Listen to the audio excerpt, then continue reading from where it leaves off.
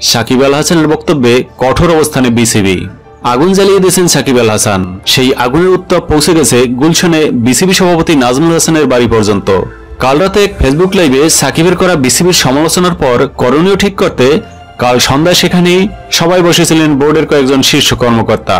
সবার পর জাতীয় দলের সাবেক 2 অধিনায়ক এবং বিসিবি পরিচালক আকরাম খান ও নাইমুর রহমান অবশ্য বলেছেন, বাংলাদেশ দলের চলমান নিউজিল্যান্ড সফর ও বোর্ডের আরও কিছু বিষয় নিয়ে তাদের সভাটা পূর্ব নির্ধারিতই ছিল, কিন্তু ঘটনাক্রমে সেখানে আলোচনার বিষয় হয়ে ওঠে সাকিবের ফেসবুক লাইভ। অবশ্য দুজনই বলেছেন সাকিবের আলোচিত লাইভ অনুষ্ঠানটি তারা তখন পর্যন্ত দেখেননি। সাকিবের লাইভ না দেখলেও সংবাদ মাধ্যমে এ সংক্রান্ত খবরাখবর পড়ে এবং দেখে তার ব্যাপারে কঠোর মনোভাবই প্রদর্শন করেছেন আকরাম ও নাইমুর। সাকিব লাইভে বলেছেন, আইপিএল খেলতেছে তিনি যে চিঠিটি বিসিবিকে দিয়েছেন সেখানে টেস্ট খেলতে চান না এমন কিছু বলেননি। আকরাম খান হয়তো তার চিঠিটি ঠিকভাবে পড়েনি। সবার পর এ ব্যাপারে আকরামের বক্তব্যে ক্ষোভটা স্পষ্ট। আমরা তার চিঠি পড়ে ভুল বুঝতে পারি। সে হয়তো টেস্ট খেলতে চায়, আগ্রহ থাকলে অবশ্যই সে টেস্ট খেলবে। সেক্ষেত্রে তাকে দেওয়া আইপিএল এর অনাপত্তিপত্রটি আমরা পুনর্বিবেচনা করব। তবে পরে আবার তিনি বলেছেন, সাকিব যে সময়ের জন্য ছুটি চেয়েছে সে সময় শ্রীলঙ্কায় আমাদের 2টি টেস্টই খেলতে যাওয়ার কথা, ওয়ানডে বা টি20 নয়।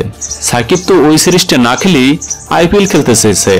তবে জানা গেছে সাকিব গত 17 ফেব্রুয়ারি বিসিবিকে দেওয়া আইপিএল এর অনাপত্তিপত্রের আবেদন ছুটির জন্য নির্দিষ্ট কোনো সময় উল্লেখ করেননি, কিন্তু পরদিন বিসিবি তাকে আইপিএল খেলার যে অনাপত্তিপত্র দেয় তাতে ছুটির সময় উল্লেখ করা হয় 1 এপ্রিল থেকে 18 মে পর্যন্ত।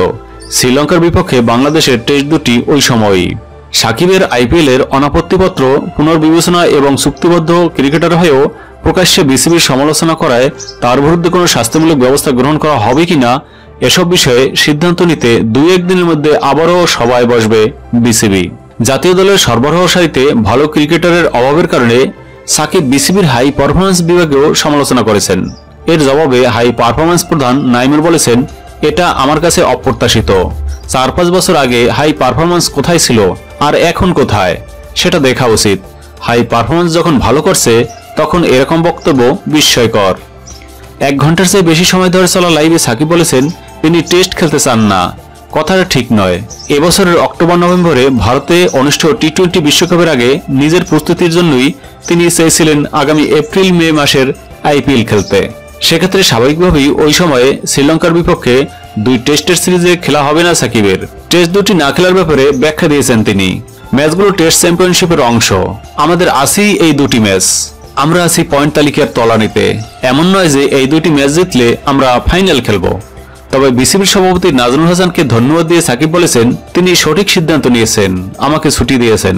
খেলোয়াড়দের এরকম স্বাধীনতা দেওয়া উচিত।